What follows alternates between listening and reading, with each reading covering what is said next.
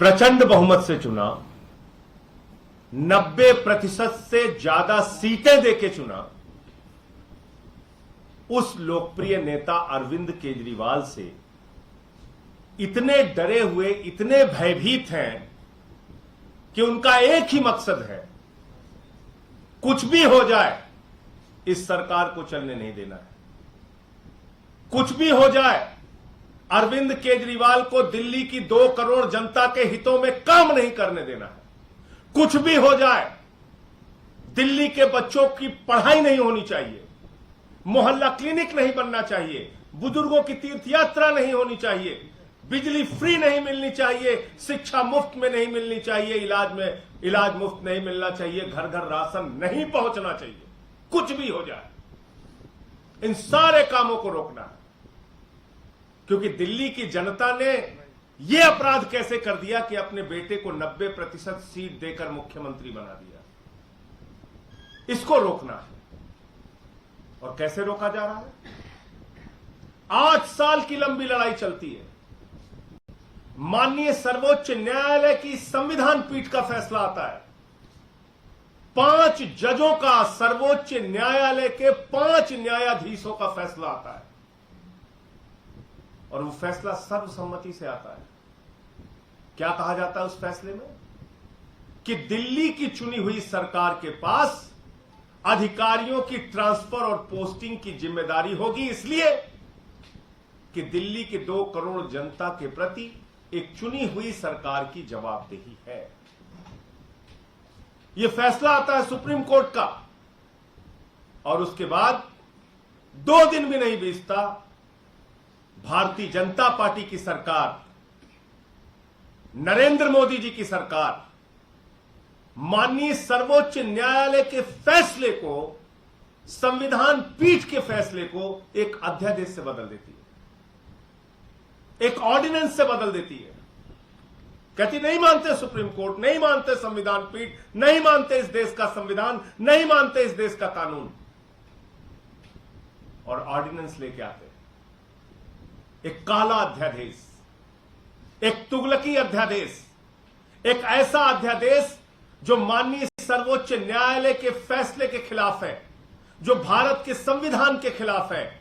और ये सवाल सिर्फ अरविंद केजरीवाल जी का नहीं है, यह सवाल सिर्फ आम आदमी पार्टी का नहीं है, यह सवाल है भारत के महान लोकतंत्र का, यह सवाल है दुनिया के सबसे बड़े लोकतंत्र का, यह सवाल है बाबा साहब डॉक्टर भीमराव अंबेडकर के द्वारा लिखे गए संविधान का कि वो संविधान बचेगा या नहीं बचेगा। यह सवाल है देश की सर्वोच्च न्यायालय का कि उस न्यायालय की प्रतिष्ठा, उसके अधिकार और उसके आदेश बचेंगे या नहीं बचेंगे। यह तो आपातकाल की स्थिति है, जब न्यायालय का फैसला आप पलट दे रहे हैं। यह तो आपातकाल की स्थिति है कि जो आप चाह रहे कर रहे हैं। ऐसी तानाशाही, ऐसी बददिमागी, आप कल्पना कीजिए जब इस सर्वोच्च न्यायालय का फैसला आया, दिल्ली के मुख्यमंत्री ने कहा प्रधानमंत्री को एक पिता की भूमिका में होनी चाहिए, प्रधानमंत्री को एक अभिभावक की, एक पिता की भूमिका में होना चाहिए और सभी राज्य सरकारों को समान दृष्टि से देखते हुए उनके अधिकार देने चाहिए। लेकिन यहां मैं ये कहना चाहूंगा कि अगर एक पिता अपने बच्चे की बर्बादी पर तुला हो, एक पिता अपने बच्चे के लोकतंत्र का गला घोटने पर तुला हो, एक पिता अगर संविधान का गला घोटने पर तुला हो और एक पिता एक चुनी हुई सरकार को मारने पर जुट जाए, तो देश की स्थिति क्या होगी ये समझा जा सकता है। तो इसलिए ये जो फैसला आया है, ये सीधे तौर पे बताता है कि भारत के प्रधानमंत्री को न इस देश के लोकतंत्र में यकीन है, न इस देश के संघीय ढांचे में यकीन है। भारत के प्रधानमंत्री को न इस देश के चुनी हुई सरकारों में और जनता की सुविधाएं देने में यकीन है, और न ही भारत के सर्वोच्च न्यायालय और संविधान में यकीन है। उनको सिर्फ तानाशाही करनी है। उनको सिर्फ डंडे से सरकार चलानी है। और आज ये जो फैसला है ऑर्डिनेंस का, मैं समझता हूं सर्वोच्च न्यायालय में तो जाएगा ही, और वहां पर माननीय सर्वोच्च न्यायालय इस तानाशाही पूर्ण फैसले का संज्ञान लेगा। लेकिन कितनी मजेदार बात है, कह रहे 2 अफसर मुख्यमंत्री के ऊपर है। दिल्ली का गैर चुना हुआ एलजी 2 करोड़ जनता के द्वारा चुनी हुई सरकार के ऊपर है। तो फिर यहां चुनाव कराने का, विधानसभा के गठन का सर्वोच्च न्यायालय ने जिन बातों का स्पष्ट रूप से लिखा, उन बातों का क्या मतलब रह गया? कोई भी परिवर्तन, कोई भी अध्यादेश संविधान के दायरे में होगा, संविधान से बाहर जाकर नहीं हो सकता। और इस देश का संविधान संघीय ढांचे की बात करता है, इस देश का संविधान चुनी हुई सरकारों को अधिकार देने की बात करता है। तो आप भारत के संविधान से बाहर जाके कोई अध्यादेश कैसे ला सकते हैं? भारत के संविधान से बाहर जाके कैसे कोई कानून लेके आ सकते हैं?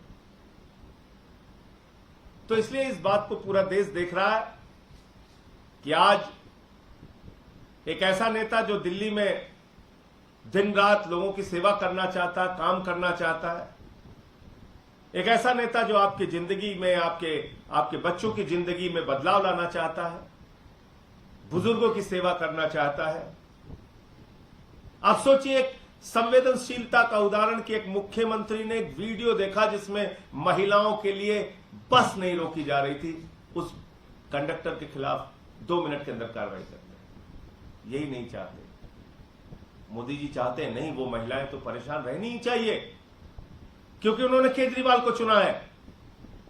ये बुजुर्ग तो परेशान रहना ही चाहिए। इनको कैसे तीर्थ यात्रा मिल रही है, इनको कैसे बुढ़ापे की पेंशन मिल रही है, कैसे विधवा पेंशन मिल रही है, इनको तो परेशान रहना ही चाहिए क्योंकि इन्होंने केजरीवाल जी को चुना है। कैसे गरीब आदमी का बच्चा इतने अच्छे अच्छे स्कूल में पढ़ रहा है? बताओ, मोदी जी के रहते ये संभव है? कैसे उन बच्चों के मां बाप ने केजरीवाल जी को चुन लिया? कैसे गरीब के घर में रोशनी आ रही है, 300 यूनिट बिजली फ्री मिल रही है? ये अगर ऐसी धारणा भारत के प्रधानमंत्री की होगी, ऐसी धारणा भारतीय जनता पार्टी की होगी, तो मैं इस देश के लोगों से कहना चाहता हूं, आप भी जरा सोचिए इन लोगों के बारे में, जरा ध्यान दीजिए। कैसे लोग बैठ गए हैं, कैसी घृणित और नफरत की मानसिकता के लोग इस देश की सत्ता को चला रहे हैं। जरा गंभीरता से आप लोग 1 मिनट लगा के सोचिए, क्या ऐसे लोगों के हाथ में देश सुरक्षित है जो आपके बच्चों का भविष्य बर्बाद करने पर तुले हैं, जो आपके मोहल्ला क्लिनिक और घर घर के राशन की योजना रोकने पर तुले हुए हैं, जो दिल्ली के 2 करोड़ लोगों का काम रोकने पर तुले हुए हैं, जो भारत के संविधान को पलटने पे तुले हुए हैं, जो भारत के सर्वोच्च न्यायालय की प्रतिष्ठा को खत्म करने पे तुले हुए हैं। ये सवाल सिर्फ अरविंद केजरीवाल का नहीं है, भारत के महान लोकतंत्र और बाबा साहब डॉक्टर भीमराव अंबेडकर के द्वारा लिखे गए संविधान का है। और मैं समझता हूं कि जब ये मामला फिर से सर्वोच्च न्यायालय के सामने जाएगा तो निश्चित रूप से माननीय सर्वोच्च न्यायालय इन बातों का संज्ञान लेगा। मुझे इतनी बात कहनी थी। आपका कोई प्रश्न? उस पर सरकार फैसला लेगी और मुख्यमंत्री जी फैसला लेंगे कि उसमें क्या उनको करना है। लेकिन मैं सिर्फ इतना कह रहा हूं कि ये जो फैसला आया है, ये सर्वोच्च न्यायालय की संविधान पीठ और सर्वोच्च न्यायालय के 5 जजों के फैसले को पलटने का अध्यादेश है, जो कोई मामूली बात नहीं है, जो सामान्य बात नहीं है। और ऐसे तो फिर देश का लोकतंत्र नहीं बचेगा और निश्चित रूप से इसका संज्ञान सर्वोच्च न्यायालय लेगा।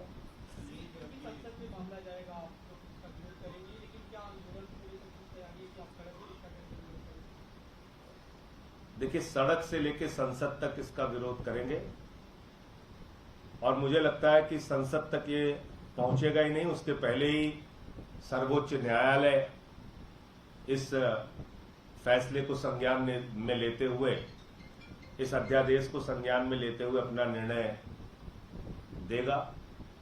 लेकिन जब संसद में आएगा तो उस वक्त क्या होगा ये आप देखिएगा। मैं समझता हूं कि संपूर्ण विपक्ष भारतीय जनता पार्टी को छोड़कर इस मामले में दिल्ली सरकार के साथ और केजरीवाल जी के साथ और दिल्ली की जनता के साथ खड़ा होगा, ऐसा मैं मानता हूं और ऐसी मैं उम्मीद करता हूं।